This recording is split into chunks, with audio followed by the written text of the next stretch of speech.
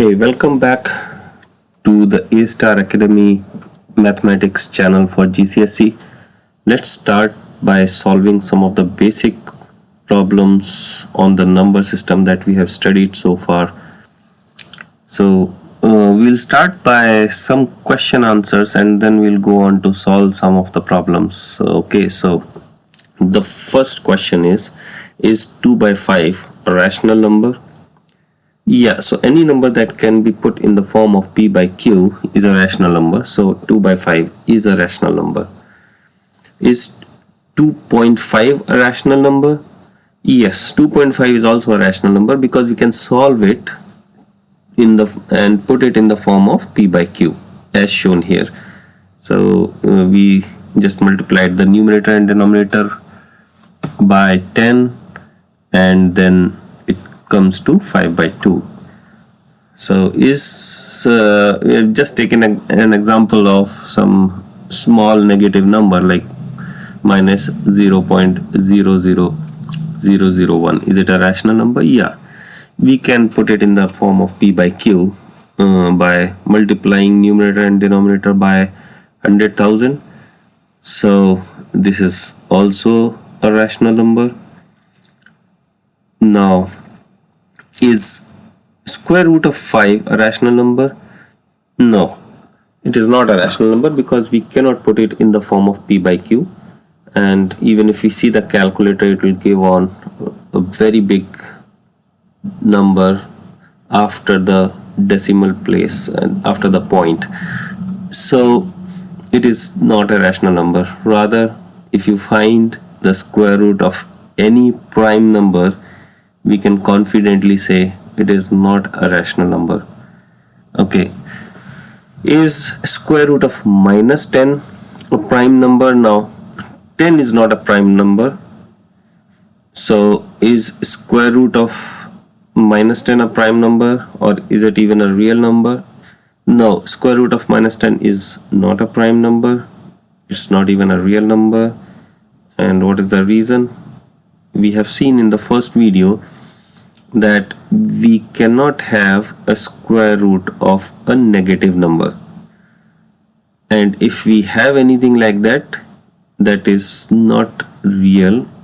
It comes under the category of imaginary numbers or a complex number. So what's the reason? I mean, the simple reason is we cannot multiply any number by itself and still get a negative number. I mean, if you multiply say minus 3 by minus 3, you will get plus 9. You will not get minus sign. So that's why we cannot have a square root of a negative number.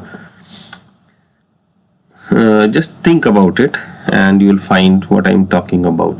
And if still don't understand, then please reach out to me. Now, can we call the natural numbers as positive integers? Yeah, I mean, that's the definition. So natural numbers are positive integers, and we can also call whole numbers as non-negative integers. Now, what is the difference between positive and non-negative? Positive means all the numbers that start with 1, and non-negative means the numbers which start from 0, because 0 we cannot really consider as positive. So we have to be clear in saying that whole numbers which start from 0 are really the non-negative numbers or non-negative integers, to be fair. Now, are all the whole numbers integers? Yes, all the whole numbers are integers. Are all the natural numbers integers? Yes, all the natural numbers are integers because they are all positive integers, as we just saw. Can we say all the whole numbers are natural numbers? No, all the whole numbers cannot be natural numbers because in whole numbers we have 0, and 0 is not a natural number. Okay, all the other whole numbers are natural numbers apart from 0. And can we say all the natural numbers are whole numbers? Yes, all the natural numbers are whole numbers. And do we have any prime number that is even? This is a question which is frequently asked to check the general knowledge. So yes, number 2 is a prime number and it is even as well. The reason being that it cannot be divided further into two different numbers other than 1 and itself. So it doesn't have any factor apart from 1 and itself, and that's the definition of a prime number. Any number which cannot be divided by any number other than 1 and itself is a prime number. So 2 is a prime number and it is the smallest prime number. It is an even prime number. So is 5 plus square root of minus 5 a rational number? No, it's not even a real number, and for rational number a number has to be first a real number. So because it has a square root of minus 5, so it's a complex number.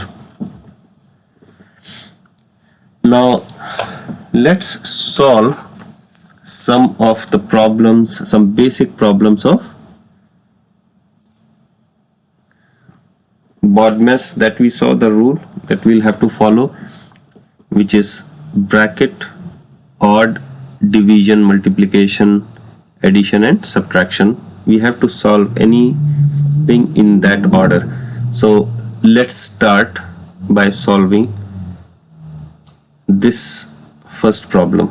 Okay, how do we solve this? Sorry.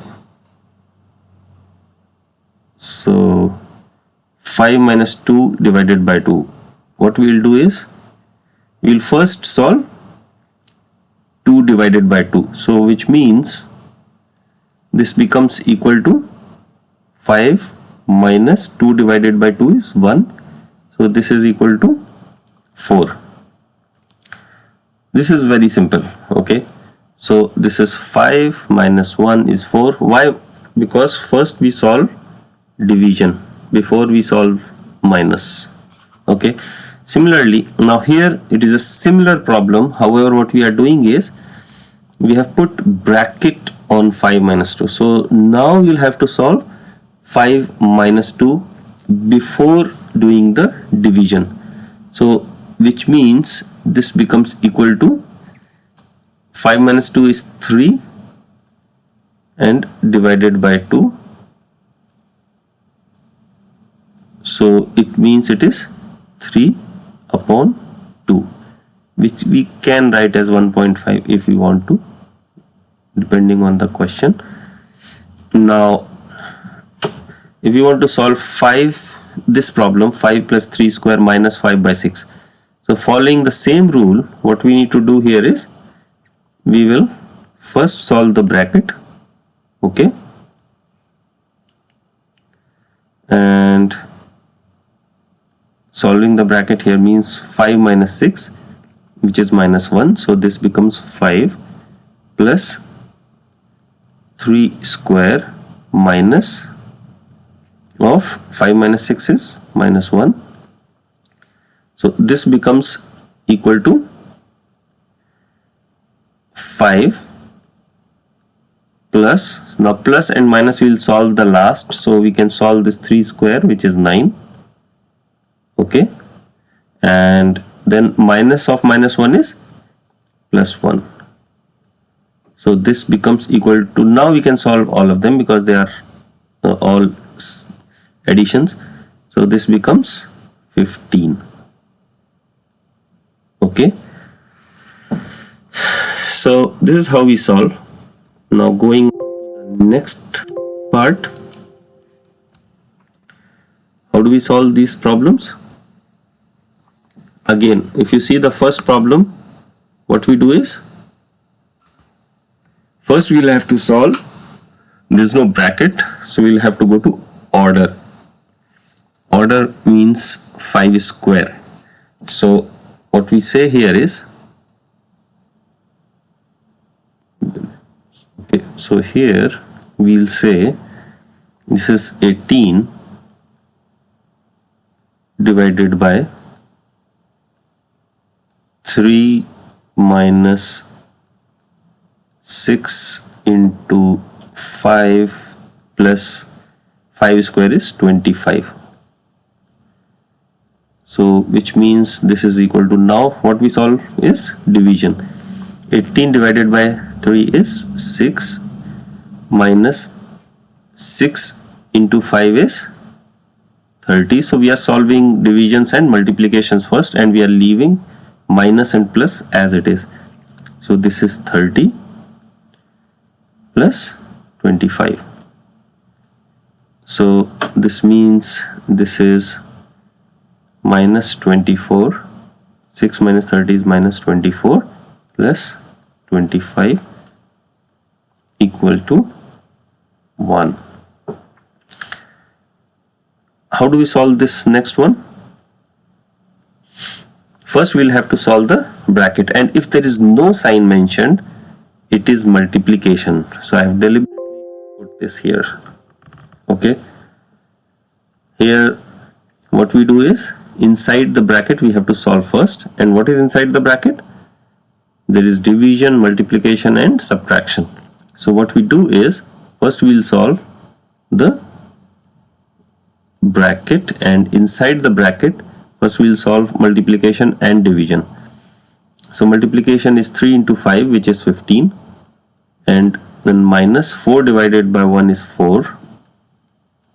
It becomes 5 into, because if there is no sign, it is multiplication sign. 15 minus 4 is 11, which becomes 55. Okay, now coming to the last problem on this page, what we do here is, again, please see very carefully, there is no sign between the bracket and 7, so it is multiplication sign. However, first we are going to solve whatever is inside the bracket. So it is 2 minus 5, which becomes minus 3, multiplied by 7 minus 2. Now we have to solve the multiplication first. Minus 3 into 7 is minus 21, and minus 2. Now if we add two negative numbers, they get added together. Minus and minus stays minus, and it becomes minus of 23. So this is how we solve the problems, which is the smallest odd prime number, and that is 3. And do we consider 1 as a prime number? No, 1 is not a prime number. The smallest prime number is 2, which is even. Okay, so the next question is, what are twin prime numbers? Twin prime numbers are the prime numbers with a difference of 2. For example, 3 and 5 are twin prime numbers. 11 and 13 are twin prime numbers because they both are prime and the difference is 2. Okay, and sometimes people ask questions like, okay, give the sum of first 3 prime numbers. So first 3 prime numbers are 2, 3 and 5, and the sum is 10. So it's pretty simple. The idea is just to check if we know what are the prime numbers and where do they start, which are the first 3 prime numbers, these kind of things. If somebody wants to check, they can ask these questions. Find the sum of first 3 whole numbers and the sum of first 2 natural numbers. Now the first 3 whole numbers are 0, 1 and 2, their sum is 3. First 2 natural numbers are 1 and 2, their sum is also 3. So their sum is same. Now there are some advanced questions. Co-prime is not really advanced. However, I've just put it in this section so that it goes as a further understanding. So what are the co-prime numbers? The co-prime numbers do not have any common factors other than 1. What does it mean? Any two numbers whose factors are completely different are called co-prime numbers. Example is 15 and 28. So factors of 15 are 1, 3, 5 and 15, and factors of 28 are 1, 2, 7, 14 and 28. So if we say C except 1, which will always be a common factor between any two numbers in the world. So Apart from that 1, there is no other common factor. So that is why we can call 15 and 28 as co-prime numbers. So one thing to note above is that co-prime numbers are not necessarily the prime numbers. For example, here neither 15 is a prime number nor 28 is a prime number, yet they both are co-prime numbers. And the question is, are all the pairs of consecutive numbers co-prime? Yes, all the consecutive numbers are co-prime for the simple reason that they will not have a common factor except 1. For example, 2 and 3 are co-prime, 3 and 4 are co-prime, and so on. Now, what is a composite number? This is something that we also should know. All the numbers that can be divided by at least one number apart from 1 in itself. Such numbers are called composite numbers. Like 4 is a composite number, 6 is a composite number, 8 is a composite number, 9, 10, and so on. So which means the numbers which are not the prime numbers are composite numbers. And the question then comes, can we have a composite number that is prime, or can we have a prime number that is composite? No, we cannot have composite numbers that are prime or a prime numbers that are composite for the simple reason, by definition they are different.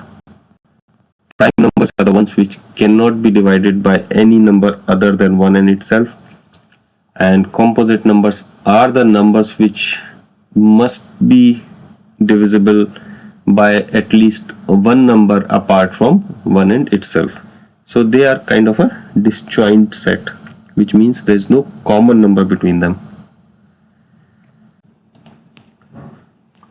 Let's go through this question about what are the deficient, abundant, and perfect numbers. So the answer to this question is, if we add all the factors together and if the sum of all the factors is equal to the number, then it's a perfect number. If the sum of factors is bigger than the number, then it is abundant number, and if the sum of the factors is smaller than the number, then the number is deficient number. Okay, so here are the examples. 6 is a perfect number because its factors 1, 2, 3 add up to 6. We don't consider the number itself, because if we consider the number itself, then the sum of the factors will always exceed. So we don't consider the number itself, we always consider all the factors up before the number itself. 28 is also a perfect number because the sum of the factors is 28. 8 is a deficient number because if you add the sum of these numbers, which comes out to 7, and that is less than 8. And 12 is an abundant number because the sum of the factors is 16, and that is greater than 12. Okay, so let's solve this one more problem before we end this chapter. And this problem is minus 25 multiplied by 5 divided by 3 plus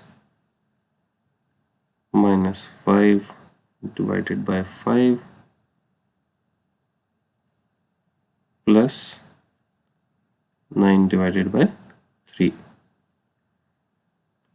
So by the BODMAS rule, first we need to solve the bracket and then we'll come to the multiplications and divisions. So here the numerator is independent anyways, so we'll say this is 125 minus of 125, and at the bottom we'll maintain the addition and subtraction signs, 3 plus, and we'll solve whatever is inside the bracket, which is minus 5 by 5, which is minus 1, and we'll solve the division because there's no more bracket around this division, so 9 by 3 is 3. So it becomes minus 125 divided by 3 minus 1 plus 3 is equal to minus 125 divided by 5, and the answer is 25. So one thing to note here is that we solved everything in the denominator before dividing 125 minus 125 by that number, because without even looking at the brackets, if this division sign is such a long one, then it means that minus 125 has to be divided by all the numbers below. Basically, we need to solve all the numbers in the denominator before we divide minus 125 by it. So that's why we solved the denominator, and the denominator came out to be 5, and then we solved it, and the answer is minus 25. Okay, so thanks for watching the video, and we'll soon be back with a newer video on the same chapter. And in case you do not understand anything, or if you want any additional help, please don't hesitate to call us on 07469469749, or you can even drop a WhatsApp message on the above number. So see you soon. Bye, and have a nice time studying more. Bye bye.